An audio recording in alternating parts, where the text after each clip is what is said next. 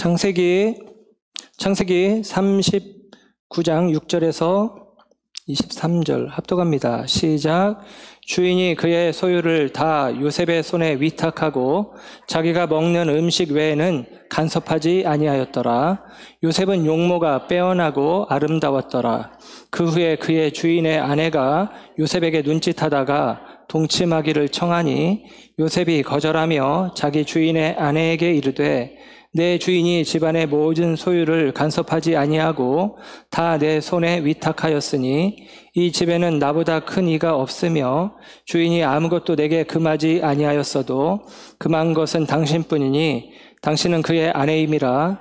그런즉 내가 이 큰 죄악을 행하여 하나님께 죄를 지으리까. 여인이 날마다 요셉에게 청하였으나 요셉이 듣지 아니하여 동침하지 아니할 뿐더러 함께 있지도 아니하니라. 그럴 때 요셉이 그의 일을 하러 그 집에 들어갔더니 그 집 사람들은 하나도 거기에 없었더라. 그 여인이 그의 옷을 잡고 이르되 나와 동침하자. 그러나 요셉이 자기의 옷을 그 여인의 손에 버려두고 밖으로 나가매 그 여인이 요셉이 그의 옷을 자기 손에 버려두고 도망하여 나감을 보고 그 여인의 집 사람들을 불러서 그들에게 이르되 보라, 주인이 히브리 사람을 우리에게 데려다가 우리를 희롱하게 하는도다.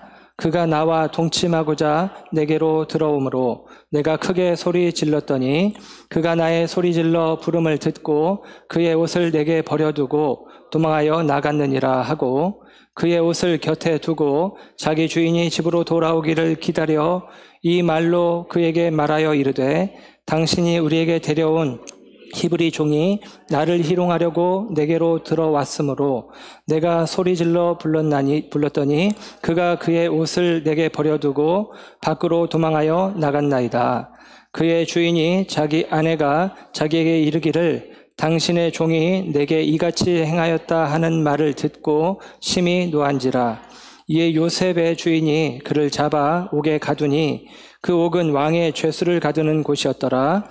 요셉이 옥에 갇혔으나 여호와께서 요셉과 함께 하시고 그에게 인자를 더하사 간수장에게 은혜를 받게 하시매 간수장이 옥중 죄수를 다 요셉의 손에 맡김으로 그 재반 사물을 요셉이 처리하고 간수장은 그의 손에 맡긴 것을 무엇이든지 살펴보지 아니하였으니 이는 여호와께서 요셉과 함께 하심이라.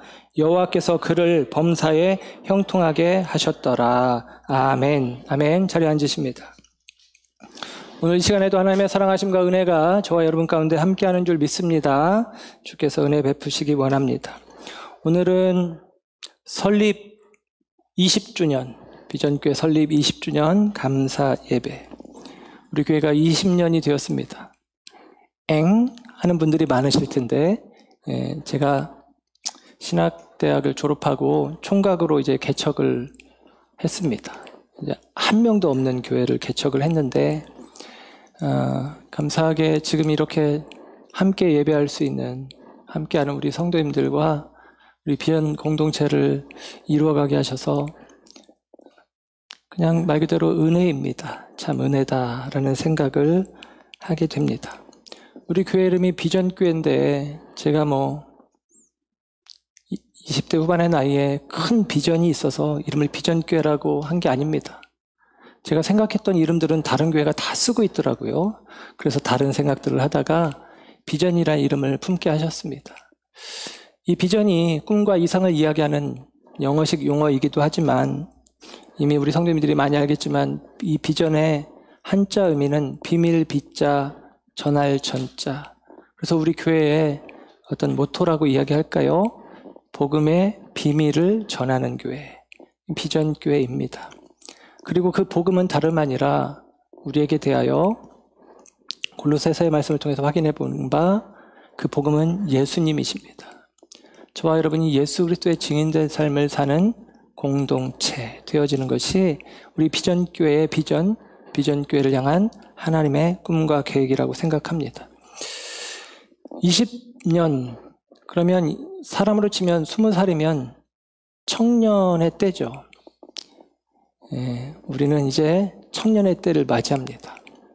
아주 가장 팔팔하고 힘있게 달려갈 수 있는 시간이 되지 않았나 하는 생각을 해봅니다. 그리고 20살이면 이제 성인이라고 이야기합니다. 어린아이의 모습을 벗고 더 성숙한 모습으로 한 걸음 더 나아가는 비전교회가 되었으면 좋겠습니다. 오늘 임직식을 하는데 임직식이 참 소박하고 간소하죠. 사람들의 인정이 아니라 하나님의 인정을 받기를 축복합니다. 이 땅에서의 상급이 아니라 천국에서의 상급이 저와 여러분에게 소망으로 자리하기를 기대합니다. 일반적으로 그만큼이나 영광된 직분이라고 생각해서 이전의 어떤 교회들에서는 임직식을 굉장히 크고 거창하게 하는 일들이 있었습니다. 맞습니다. 영광된 직분을 하나님께로부터 얻는 것입니다. 그러나 그것이 우리 자신을 드러내는 자리가 아니기를 원해서 우리 교회는 그냥 간략하고 소박하게 합니다. 임직을 하면서 뭔가를 임직들이 내야 되는 경우들이 있다고 얘기를 들었습니다. 우리 교회는 절대 그렇게 하지 않기로 했고, 심지어는 올해는 코로나 때문에 식사를 못하지만 지난번에 이제 밥 같은 거 준비하는 것도 임직들이 한다고 했는데 하지 말라고 했습니다. 그동안 애쓰심에 대한 인정이고, 그리고 오늘을 계기로 앞으로 주님의 몸된 교회를 또 하나님의 나라를 위해서 더 많은 수고와 애씀을 감당하시라는 격려의 자리이기에 오늘 임직들에게 특별한 것들을 요구하지 않습니다. 그것들에 대한 부담도 가질 필요가 없습니다. 하나님 앞에서의 거룩한 부담으로 희생하시고 헌신하시고 살아가시기를 바라고 기대합니다. 장로님들이 20주년 기념으로 수건을 좀 할까 했는데 제가 너무 감사하더라고요. 역시 우리 장로님들. 근데 이제 새로운 마음을 주님이 주셔서 우리가 기념식에 수건 하나 더 받는 것보다 20주년이 되었는데 좀 의미 있게 뭔가를 했으면 좋겠다. 사실 다 어려운 형편들이기 때문에 제가 도전하지 못했었는데 장로님의 말씀을 듣고 수건 하실 거 하지 마시고 우리끼리 좋은 거 하나씩 더 나눠 갖지 마시고 20주년인데 뜻깊게 우리가 교회가 섬기는 일을 했으면 좋겠습니다. 이렇게 말씀을 드리고 많은 분들이 요즘 밴드를 보지 않으니까 좀 아쉬운데 밴드에 제가 글을 올렸습니다. 20주년 오늘 드려지는 선교헌금, 그리고 오늘 미처 준비되지 못한 분들이 계실까봐 다음 주까지 드려지는 선교헌금은 어려운 지방에 있는 교회를 돕겠다. 그래서 20주년을 더 뜻깊게, 그리고 우리만의 잔치가 아니라 섬김의 통로로 20주년을 삼기를 원하는 마음으로 말씀을 드렸습니다. 이 부분에 대해서는 제가 선언하고 선포한 바지만 우리 성도님들도 흔쾌히 동의해 주실 거라고 생각을 합니다. 그리고 오늘 임직으로 세워주시는 분들도 마찬가지입니다. 여러분의 삶을 통해서 다른 이들을 세워가는, 다른 이들을 격려하는, 특별히 장로님도 계시지만 권사, 이제 집사님은 임직식은 안 해드리잖아요. 권사가 되었을 때 그 권사라는 말의 권자를 여러분 권면한다는 의미로 잘 기억하시고, 내가 서 있지 않으면 다른 사람을 못 세웁니다. 여러분이 잘 서시고, 그리고 다른 이들을 일으켜 세워주는, 그리고 믿음의 권면을 잘 지혜롭게 나타내는 우리 권사님들 또 장로님 되어지기를 기대하고 소원합니다. 제가 임직식이 간략하고 소박한 대신에 우리 임직 되시는 분들에 대해서 한마디씩 코멘트를 해드렸는데 그게 되게 고마우셨었나 봐요. 되게 좋으셨나 봐요. 이번에는 근데 사람이 너무 많아서 설교도 해야 되고 오늘 본문도 엄청 길잖아요. 짧게 하겠습니다. 쑥 지나가니까 자기 거 잘 들으세요. 우리 박정식 장로님, 누구보다도 성도들을 돌아보는 마음이 너무나 큰 걸 봅니다. 아마 박종식 장로님이 싫어하는 사람은 없지 않을까 하는 생각을 해봅니다. 항상 긍정의 마음을 비춰주셔서 그 긍정은 곧 순종으로 이어지는 것 같아요. 늘 순종하는 마음으로 동역해 주셔서 너무나 감사합니다. 한명 권사님 가장 오래된 만남 중에 하나인데 플로리스트한 꽃과 같은 삶으로, 그분이 우리 권사님 계신 곳에는 향기가 있고 또 아름다운 목소리로 노래를 불러주시는 걸 봅니다. 그 주변이 밝아지는 것을 보는데 오늘 그 집에 시커먼 남자 3명만 있지만 남자들에게 말씀드립니다. 그러나 한 명의 꽃이지만 꽃밭으로 여기시고 그 안에서 행복하게 거하시길 바랍니다. 유한석 권사님 비전교회를 통해서 새롭게 신앙생활을 하면서 비전교회가 너무 좋다. 목사는 이런 말 되게 좋거든요.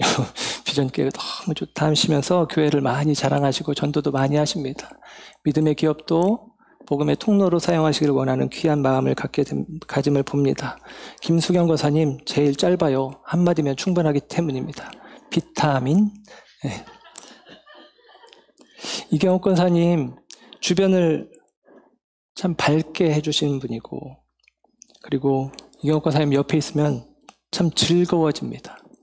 우리 김광석 집사님이나 미수 참 부럽습니다. 최성자 권사님 오늘 함께 하시지 못했지만 옆에서 지켜볼 때 마음 아픈 이들을 바라보며 그 마음을 같이 아파하는 공감 능력자가 아닌가 하는 생각을 해봅니다. 사실 우리들이 그런 마음들을 좀 품는 것이 필요한데 참 귀한 마음을 가지고 계십니다.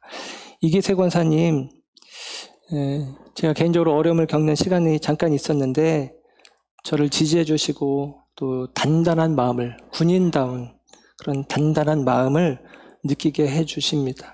얼마나 힘이 되었든지 굉장히 강력한 지원군이 뒤에 버티고 서 있는 느낌입니다. 동역하게 되어서 감사합니다.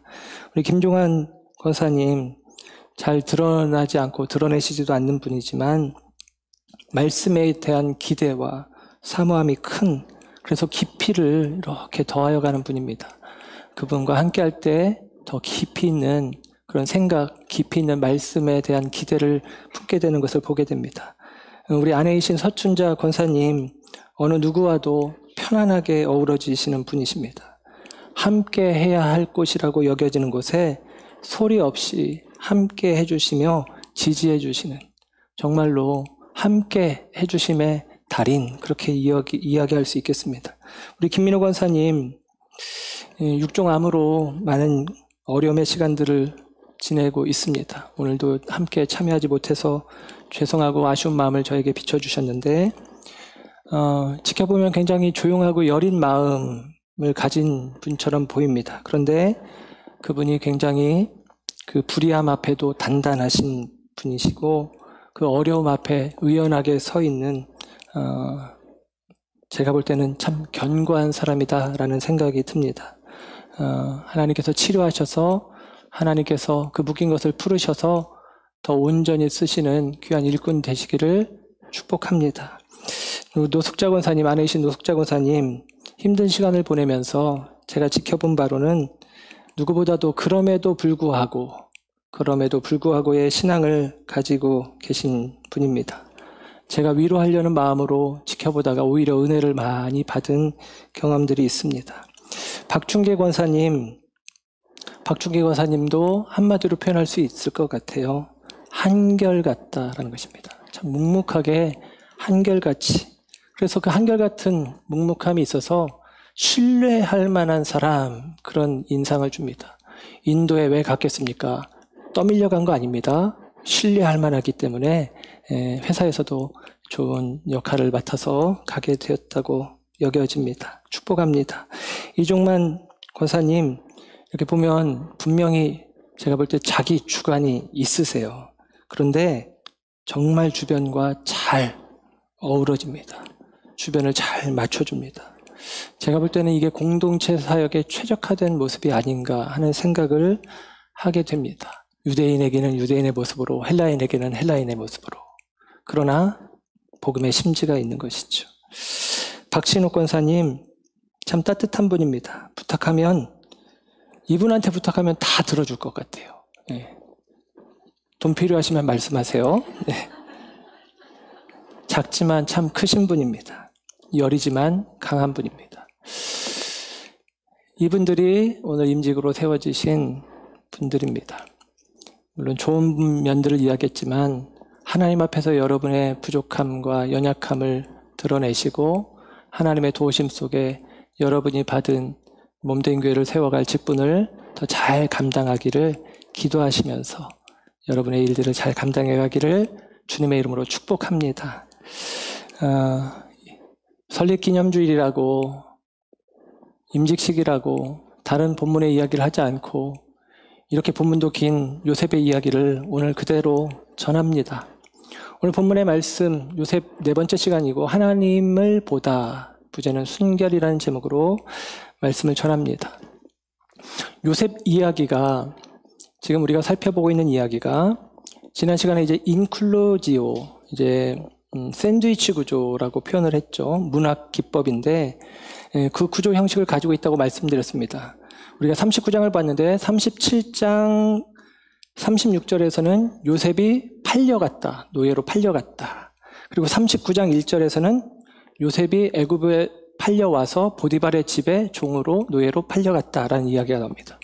37장과 39장 사이에 38장이 내용으로 끼어있다라고 말씀을 드렸죠.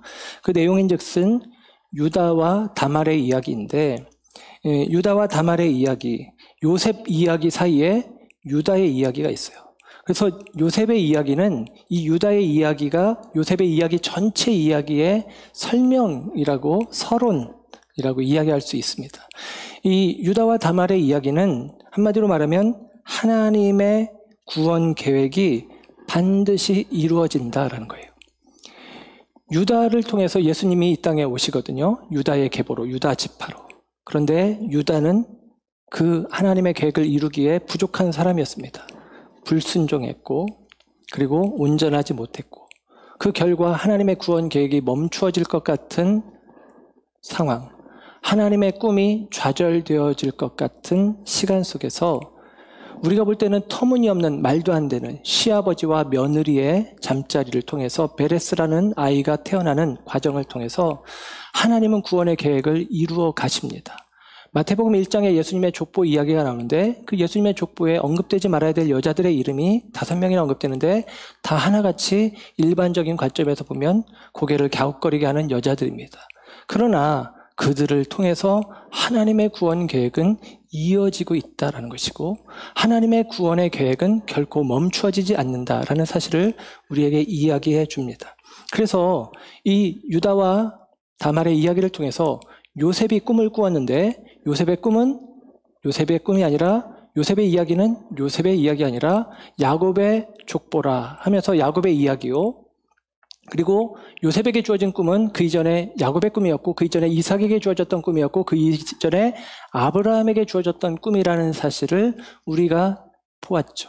그리고 그 꿈이 하나님께로부터 주어진 꿈, 내가 꾸고 내가 원하는 것이 아니라 하나님이 꾸게 하셨고 하나님이 원하시는 것을 내가 끌어안은 그 꿈, 꾸어진 꿈, 그 꿈의 이야기를 요셉을 통해서 우리에게 들려주시고 그 꿈이 이루어져감을 우리에게 이야기를 합니다.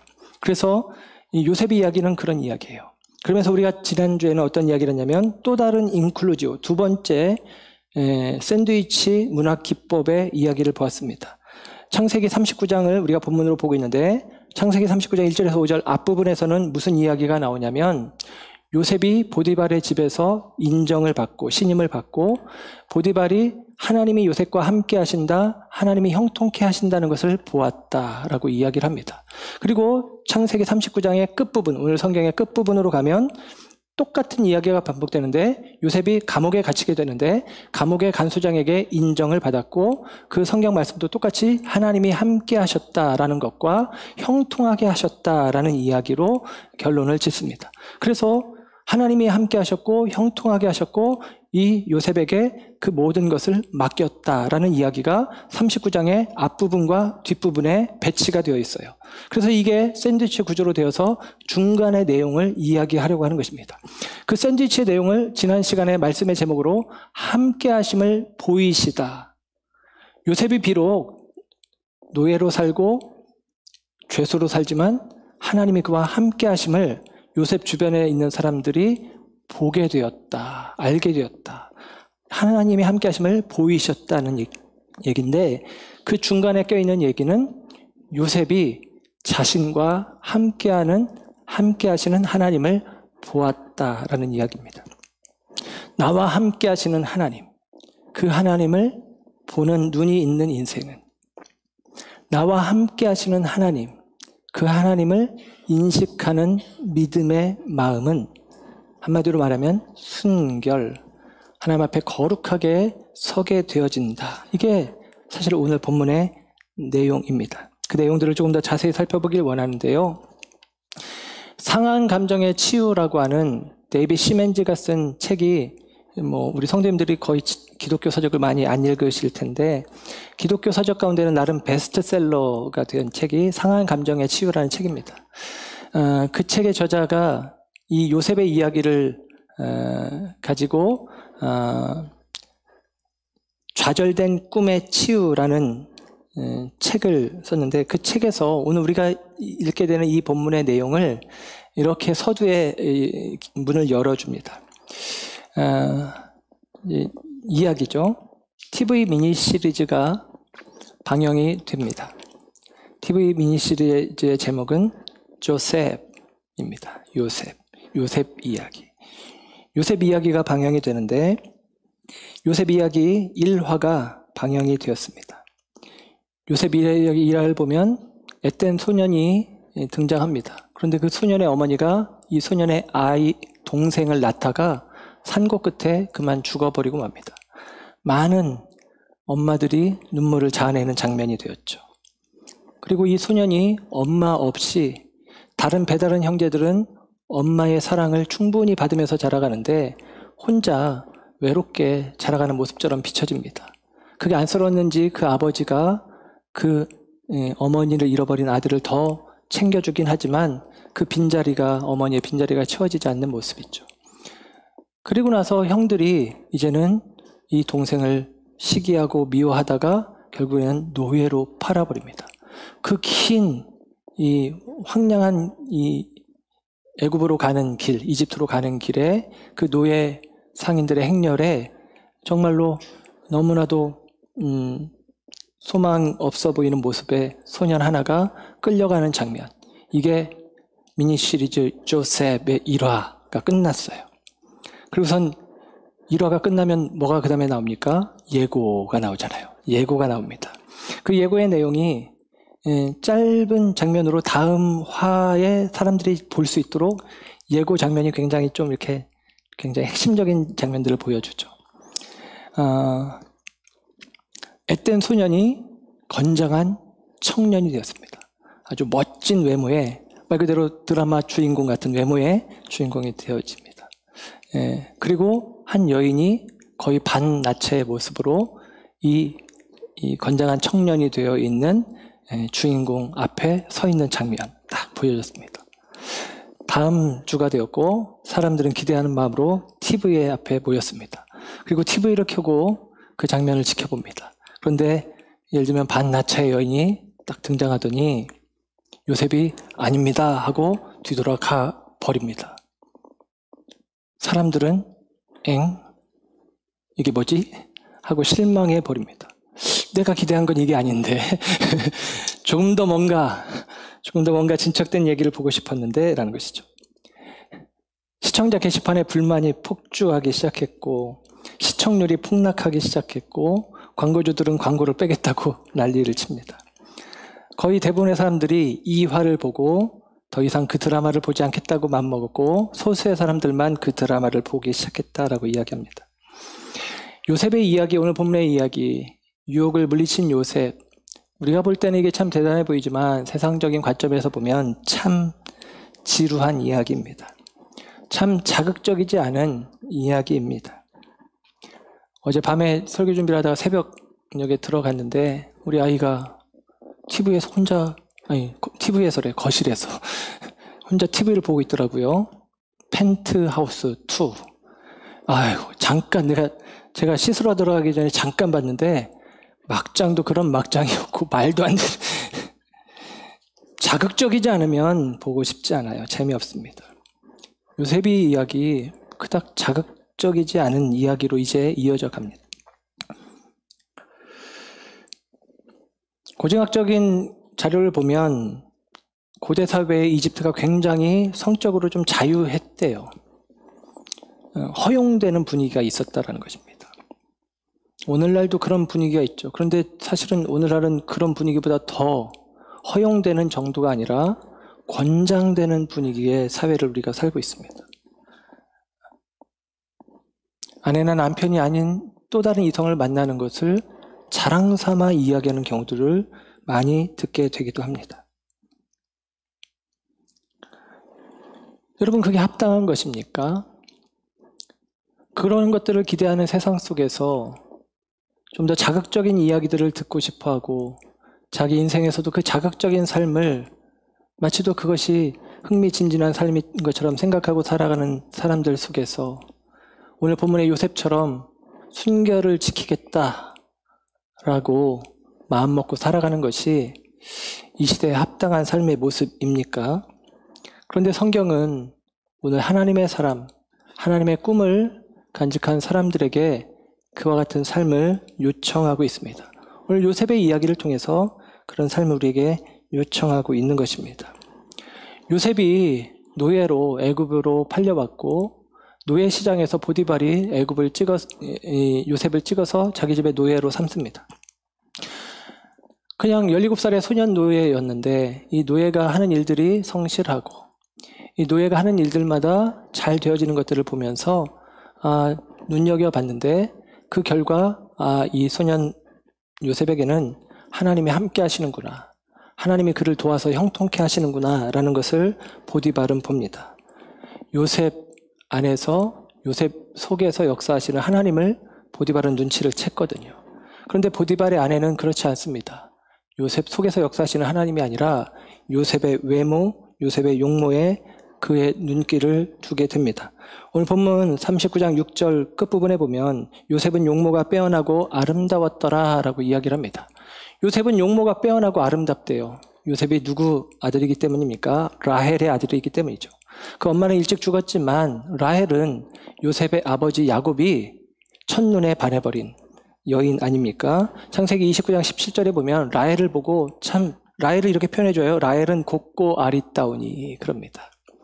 라헬이 곱고 아름다워서 라헬을 보고 첫눈에 반해서 라헬을 아내 삼기 위해서 7년을 수일처럼 여기며 어렵지 않게 일해낼 수 있는 기꺼이 희생을 감수하는 마음이 야곱에게 있었다라고 합니다.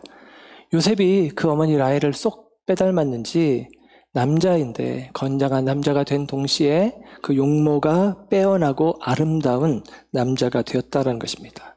그러니 자기 남편은 늘 왕을 보필한다고 바쁘게 움직이는데 집에서 있는 건장한 청년, 젊은 청년 요셉을 바라보는 보디발의 아내, 이 여인의 눈에 요셉이 들어온 것이고 이 여인은 이 요셉을 향한 마음을 행동으로 옮기기 시작합니다. 유혹하기 시작하죠. 이 여인의 유혹의 이야기가 7절부터 쭉 이어지는데요. 이게 예사롭지 않습니다.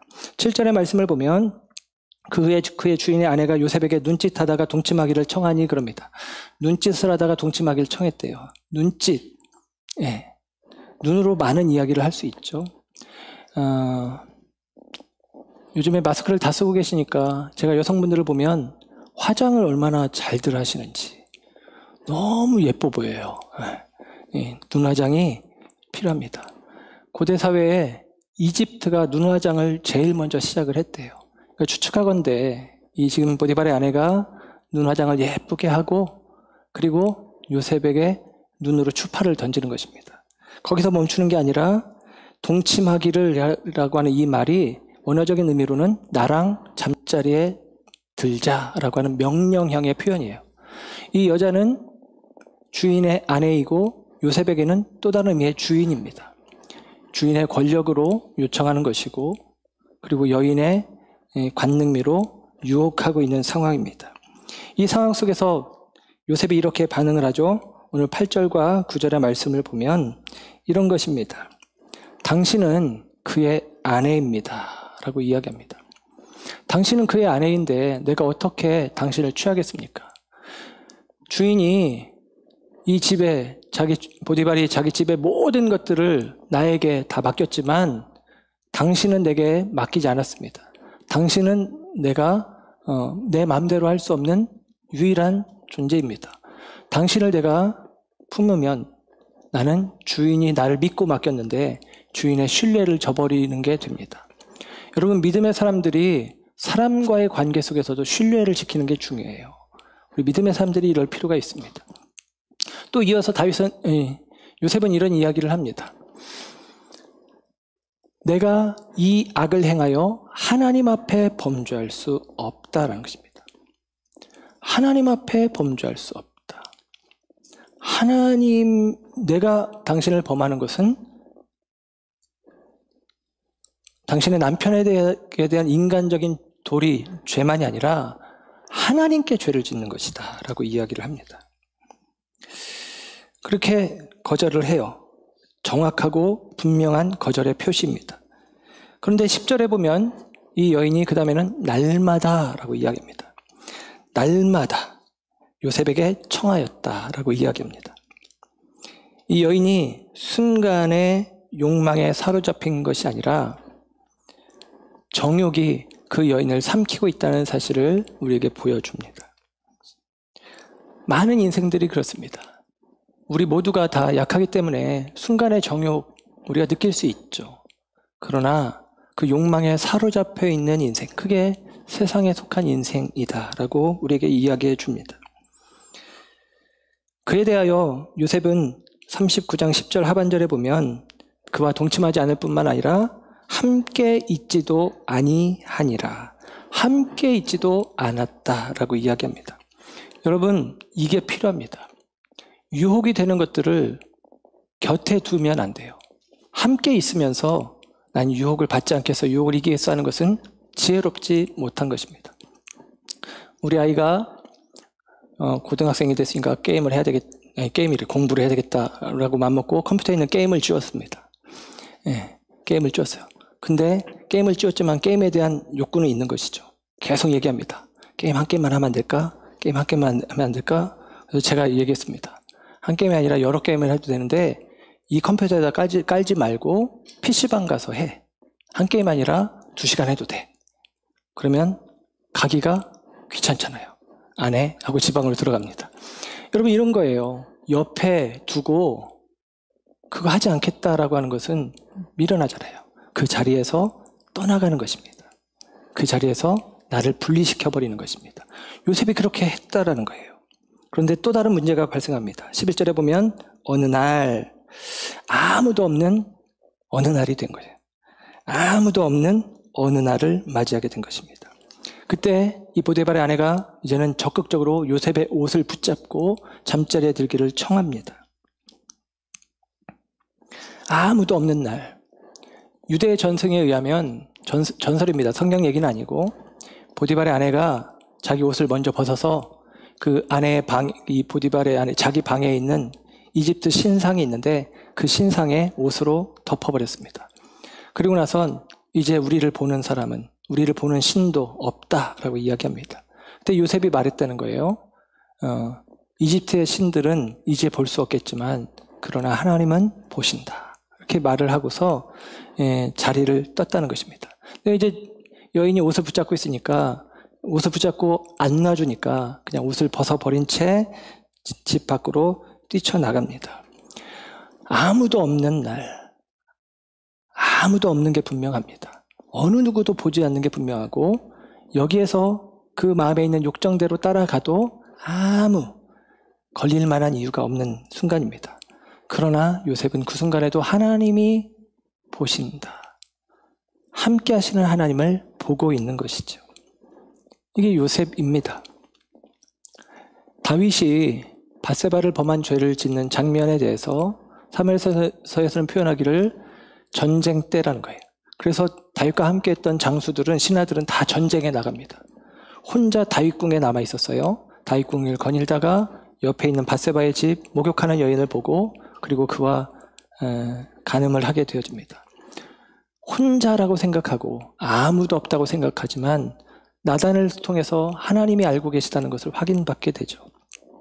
어느 누구도 하나님 앞에서 나를 감출 수는 없다라는 것입니다. 요셉은 하나님이 함께 하신다는 것을 보았고 하나님 앞에서 코람데오 신전의식을 가지고 그의 순결을 지켜가고 있다는 것입니다. 아버지가 요셉에게 입혀주었던 채색 옷은 요셉의 형들이 벗겼습니다. 보디발이라는 주인이 요셉에게 입혀준 신뢰하여 은혜로 그를 가정총무로 높이 세워 입혀준 그 신뢰의 옷은 오늘 그 보디발의 아내가 벗기려고 합니다. 자신의 욕망을 위해서 요셉의 옷을 벗기려고 하는 이 여인은 요셉의 삶에 다시 등장한 형들과 같습니다. 또 다른 의미의 형들입니다. 요셉의 형들이 숫자로, 힘으로 요셉의 옷을 벗겼다라고 한다면 오늘 이 여인은 주인의 권력으로 그리고 육체의 정욕의 유혹으로 요셉의 옷을 벗기려고 합니다. 요셉의 옷이 결국 벗겨지는데 그 옷은 여인에 의해서 벗겨진 옷이 아니라 스스로 벗어 던진 옷이죠. 이 벗겨진 옷이 나중에 아버지를 속이고 이 벗겨진 옷이 나중에 자기 남편을 속이는 옷이 되어지는데 요셉에게 주어졌던 이 보디발이 주었던 믿고 맡기며 신뢰하며 입혀준 그 은혜의 옷을 그는 스스로 벗어버린 것은 아닙니다. 주인의 신뢰, 주인이 나에게 모든 것을 맡겼지만 당신을 내게 위임하지 않았습니다 라는 마음으로 주인에 대한 신뢰를 지키려고 했고 주인이 자기에게 위임한 그 일들을 충실히 감당한 게 요셉입니다. 하나님 앞에서 내가 죄를 지을 수 없다 하면서 하나님 앞에서도 당당하게 서려고 했던 것이 요셉입니다. 오늘 임직을 받으신 분들이 임직이라는 게 뭡니까? 하나님께서 직을 우리에게 내려주셨다라는 것이죠. 맡기셨다라는 것입니다. 맡은 자들에게 구하는 것은 청지기의 마음입니다. 청지기의 마음 가지고 살아가는 것이 중요합니다. 내 것이 아니라 내게 맡겨주신 그분의 것으로 인정하며 사는 것이죠. 내게 있는 모든 것이, 내게 주어진 모든 것이 하나님께서 내게 맡겨주신 것이고 나는 주님의 것을 맡았다라는, 그래서 내가 주인을 실망시키지 않겠다.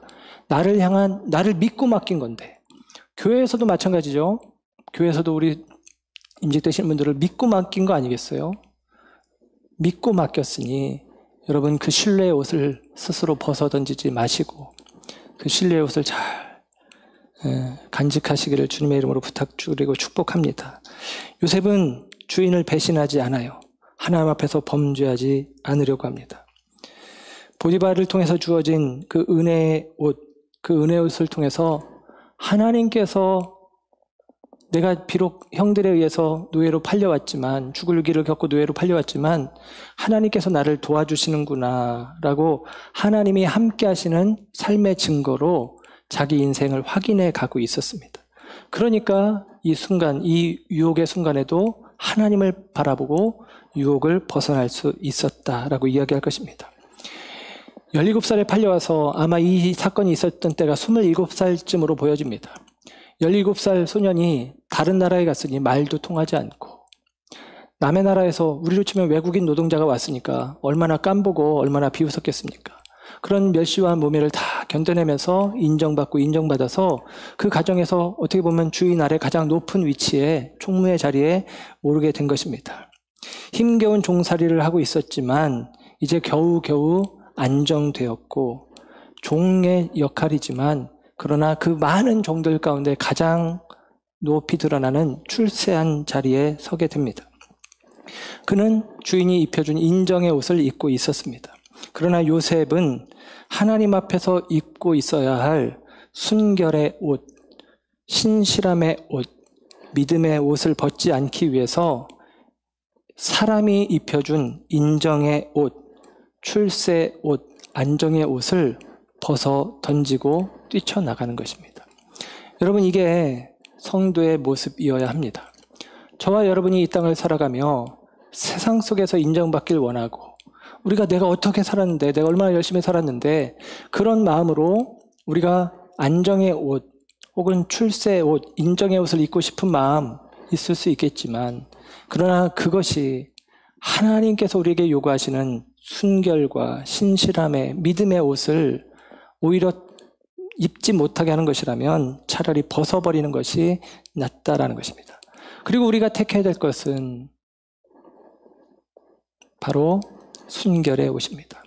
요셉이 만약에 아무도 없었고 보디발의 아내의 유혹을 따라 20대 후반의 청년의 그 뜨거운 피 그대로 반응하여 잠자리 했다면 아마 이전보다 더 큰 자기 주인의 신임과 여주인의 전적인 지지까지 받아서 더 큰 역할들을 했을지도 모릅니다. 그런데 그렇게 하지 않았다라는 것이죠.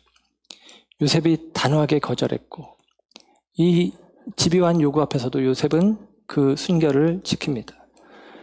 이 여인이 요셉을 향한 욕망이 거절되는 순간 자존심이 몹시 상하게 되어지고 이내 정욕이 가득했던 마음은 증오심과 복수심으로 바뀌어 버리게 됩니다.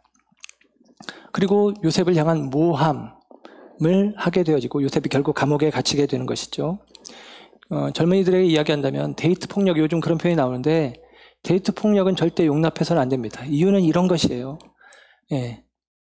폭력을 자기 사랑이 합당하게 요구됨이 수용되지 않을 때 폭력을 행한다는 것은 사랑의 대상으로 생각하는 게 아니라 정욕의 대상으로 생각하고 있기 때문입니다. 그러니까 이 여인이 지금 정욕의 대상으로 요셉을 품었고 요셉의 거절 앞에 그는 또 다른 의미의 증오심과 복수심으로 변질되어 버리는 것이죠. 요셉을 모함하기 시작합니다. 그가 모함하는 내용이 14절부터 언급되는데 집안 사람들을 불러요. 소리 지른 거죠. 와! 하고 소리 질러요. 사람들이 몰려들었습니다. 요셉이 나를 겁탈하려고 했다라는 것이죠. 근데 그 내용이 이렇습니다. 14절에 보면 보라 주인이 히브리 사람을 우리에게 데려다가 우리를 희롱하게 하는도다. 이 여자가 좀 똑똑해요. 주인이 히브리 사람을 데려다가 우리를 희롱한다. 우리가 아니에요. 보디발 아내 하나입니다. 우리라고 해요. 왜냐하면 사람들의 마음을 얻는 방법입니다. 요셉은 이방인인데 다른 나라 놈이 와가지고 어린 놈이 가장 높은 자리에 가는 거예요. 너희들 배알도 없냐? 원래 그 자리 애굽의 민족인 너희들이 가장 높은 데 있었어야지. 요셉보다 나이 많은 너희들이 그 가정 총무의 자리에 있어야지. 그거 뺏겼잖아 요셉한테. 화도 안 나냐? 이런 마음들을 알고 있는 것이죠. 그 마음을 부추깁니다. 요셉이 히브리 사람이 우리를 희롱했다라는 것이죠. 그래서 사람들의 마음이 요셉에게 대한 신뢰의 마음을 이 여인에 대한 증언의 마음으로 바꾸어냅니다. 그리고 주인이 왔을 때 이제 거짓을 말하죠. 요셉이 벗어던지고 간 그 옷을 가지고 나를 희롱하려고, 나를 겁탈하려고 요셉이 내게로 왔다. 옷을 벗어던지고 내게로 왔다 하면서 요셉의 옷을 증거물로 내밀고 있습니다. 여러분, 요셉의 앞전 이야기랑 너무 비슷하지 않아요? 형들의 시기심을 부추겨서, 형들의 시기심으로 말미암아 요셉을 구덩이에 던져넣듯이 오늘 이 여인이 이 욕정에 대한 시기심과 또 복수심을 가지고, 증오심과 복수심을 가지고 거짓 증언을 합니다. 형들이 요셉의 옷에 피를 묻혀서 아버지를 속이듯이 요셉의 벗겨진 옷을 가지고 요셉이 나를 겁탈하려고 했다고 자기 남편에게 거짓을 고하고 있는 것입니다. 이 요셉 이야기의 중요한 모티브는 이 옷이에요. 옷이라는 표현들이 계속 반복됩니다. 주인에게 악을 행하지 않겠다고, 하나님께 죄를 짓지 않겠다고 주인이 입혀주었던 그 은혜의 옷을, 그 신뢰의 옷을, 그 인정받았던 그 옷을 벗어버린 대가가 이렇게 억울한 누명의 옷을 입게 되어진 결과를 가져왔다는 것입니다. 요셉에게 벗겨진 채색옷이 형들의 손에 들려져서 아버지를 속이는 증거물이 되어지고, 이 여인에게 벗겨진 요셉의 옷이 이 여인의 손에 의해서 보디발에게 모함을 하는 범죄의 물증이 되어지는 것입니다. 그 결과 요셉은 빼도 박도 못하고 감옥으로 갑니다. 감옥에 간 얘기가 뒤에 나오죠. 감옥에 가서 또 새로운 옷을 입었겠죠. 죄수의 옷입니다. 요셉이 노예의 옷을 입고, 요셉이 죄수의 옷을 입고, 이 과정들이 창세기 39장이고 이 창세기 39장을 성경은 요셉을 하나님이 함께 하셨고 형통케 하셨다라고 이야기합니다. 이게 요셉 이야기예요. 앞부분 하나님이 요셉을 형통케 하셨다, 뒤에 형통케 하셨다 사이에 오늘 본문의 이야기가 있고, 앞부분 하나님께서 요셉과 함께 하셨다, 하나님께서 뒷부분 감옥에서도 요셉과 함께 하셨다. 그 사이에 오늘 본문의 이야기가 있습니다. 오늘 본문의 이야기가 형통케 하셨다, 함께 하셨다라는 이야기 사이에 있어요. 도대체 하나님이 함께 하신 게 뭔가?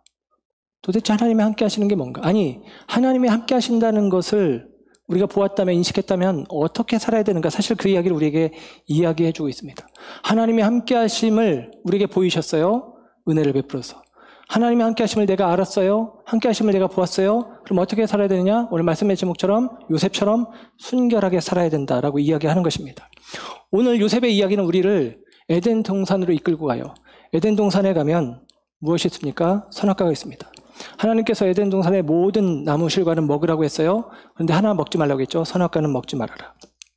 선악과를 먹으면 네가 죽으리라. 창세기 2장의 이야기입니다. 선악과를 먹으면 안 된다는 거예요. 모든 것이 허락됐는데. 보디발의 아내를 건들면 안 된다는 거예요. 모든 것이 허락됐는데. 앞부분에 음식이라고 이야기합니다. 음식 말고는 다 네 맘대로 해. 그래서 이 음식이 다른 의미로 어떤 성경학자들은 이 보디발의 아내, 자기 아내를 이야기한다는 거예요. 아내는 건들지 마라고 이야기하는 것이죠. 그 아내를 건드는 순간, 그가 먹으면 안 되는 것을 먹는 순간 주인의 자리를 탐하는 것이 되어질 것입니다. 선악과를 먹는 순간 스스로 하나님이 되겠다, 하나님의 자리를 탐하는 것과 마찬가지죠. 그런 결과들이 있습니다. 먹지 말라는 거예요. 요셉은 먹지 않았습니다. 그런데 창세기 3장에 나오는 첫사람 아담은 먹죠. 선악과를 먹습니다. 뱀이 와서 유혹했고 선악과를 먹었습니다. 하나님 먹지 말라고 말씀하셨는데 말씀에 불순종했습니다. 요셉은 순종의 사람이에요. 먹지 않습니다. 반면에 불순종의 사람들이 있습니다. 불순종의 사람, 오늘 대표적으로 이 보디발의 아내입니다. 하나님을 전혀 모르고 자기 욕정에 사로잡혀 사는 사람입니다. 그는 히브리 사람과 우리를 구별하면서 이 히브리 사람을 모함하기 시작합니다. 주인이 데려온 히브리 사람이라고 자기를 겁탈하려고 했다고 모함하는 요셉에 대해서 이야기합니다.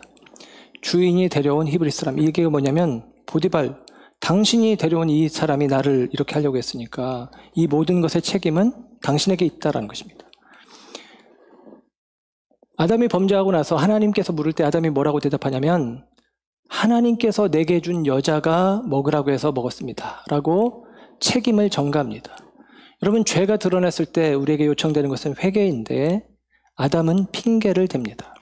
그리고 하나님께로 책임을 전가하죠.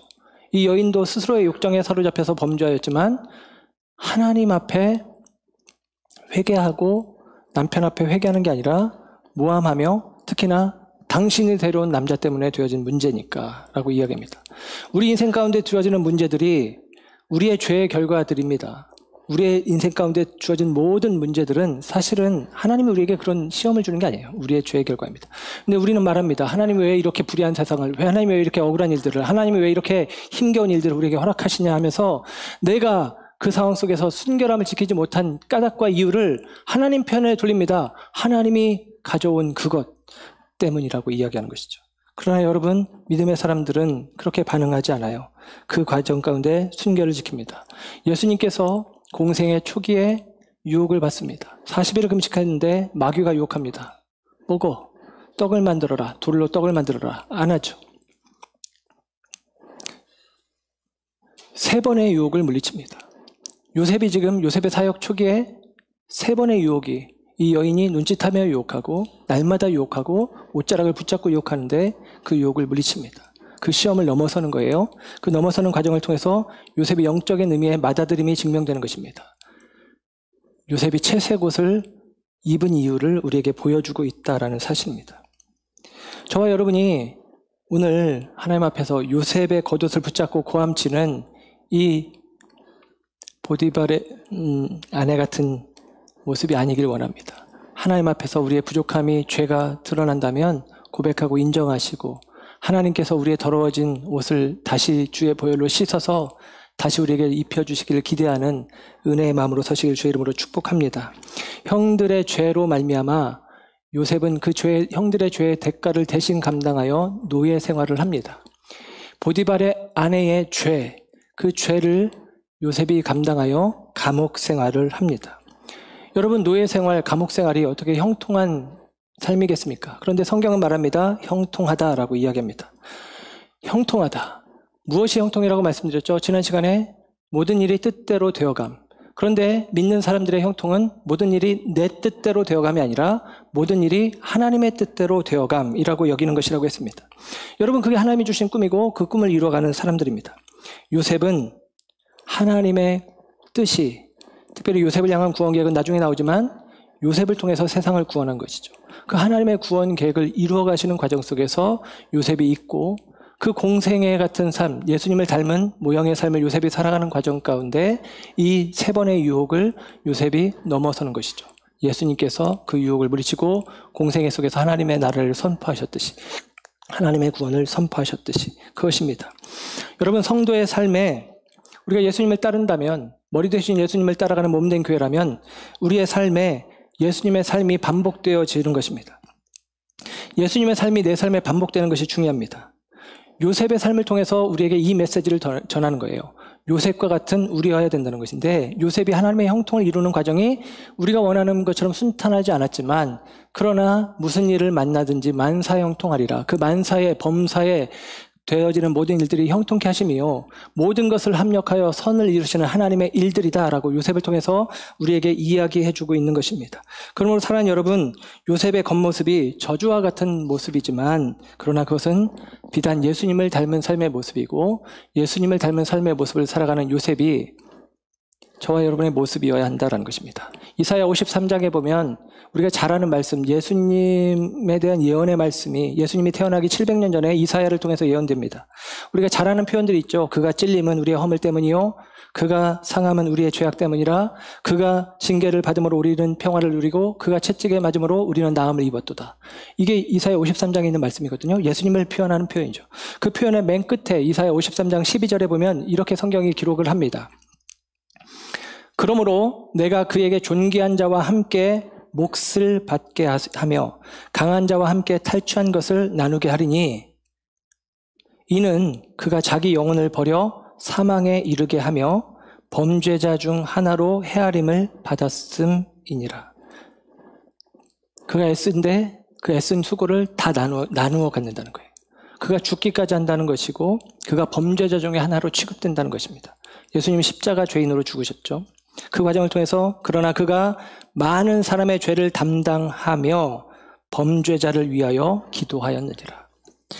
그 과정을 통해서 예수님은 많은 사람들의 죄를 담당하신 것이죠. 십자가 그거 아닙니까? 그리고 그 십자가 위에서 많은 범죄자들을, 죽어야 할 진짜 죄인들을 위해서 기도하시는 분이 예수님이라는 거예요. 바울은 이런 말씀을 합니다. 그리스도의 남은 고난을 내 몸에 채우기를 원한다. 예수님이 십자가 위에서 고난을 덜 받으셨기 때문에 그리스도의 남은 고난이라고 이야기하는 게 아니죠. 예수님이 고난을 100을 받아야 되는데 99만 받아서 나머지 1은 우리 떨어 채우라고 하는 게 아닙니다. 예수님은 온전히 고난 받으셨고 그리스도의 남은 고난을 우리 몸에 채운다는 것은 그 그리스도의 고난의 삶에 내가 동참한다라는 의미일 것입니다. 그리스도의 고난의 삶에 내가 동참해 가는 것입니다.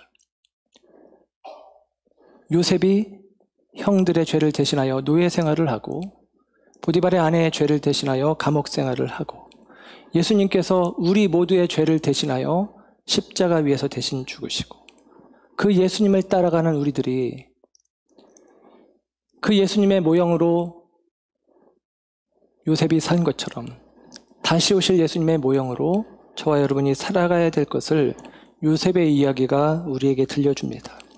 예수님이 고난당하시는 과정은 아픈 과정이지만 그 과정은 하나님의 뜻을 이루시고 완성하시는 과정이고, 그 과정을 통해서 예수님은 하늘 보좌 위에 서 계신 것입니다.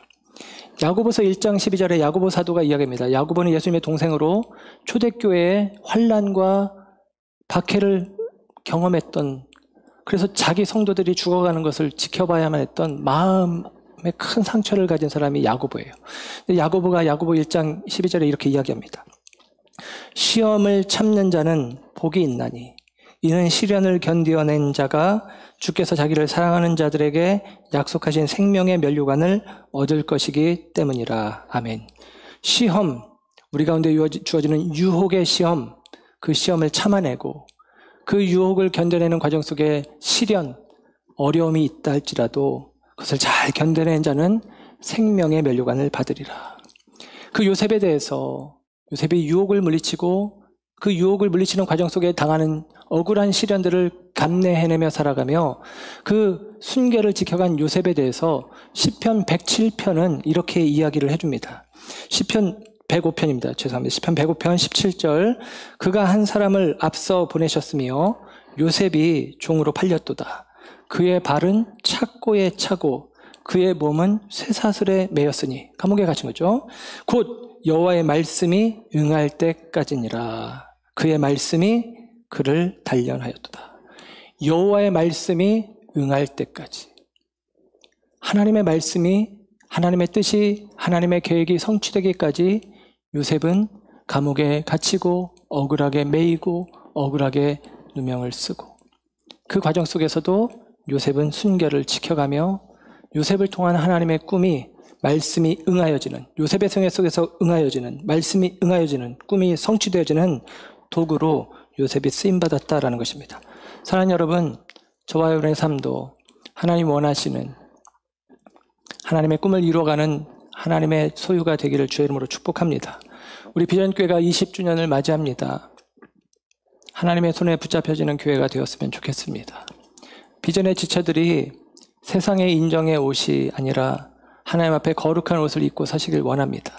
특별히 이제 성도들의 본이 되어야 되고 성도들의 권면의 일을 감당할 임직들에게 부탁드리는, 여러분들이 주님 앞에 하나님의 함께 하심을 바라보시며 하나님 앞에서 서는 믿음의 사람들 되길 원합니다.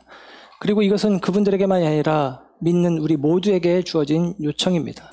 하나님 앞에 우리가 서 있음을 기억하시고 하나님 앞에서 순결하게 서셔서 하나님이 우리를 통해서 마음껏 당신을 드러내시고 하나님이 우리를 통해서 마음껏 하나님의 뜻과 계획을 이루어 가실 수 있도록 저와 여러분 모두의 삶이 하나님 앞에 거룩한 삶으로 세워지기를 주님의 이름으로 축원합니다. 기도하겠습니다.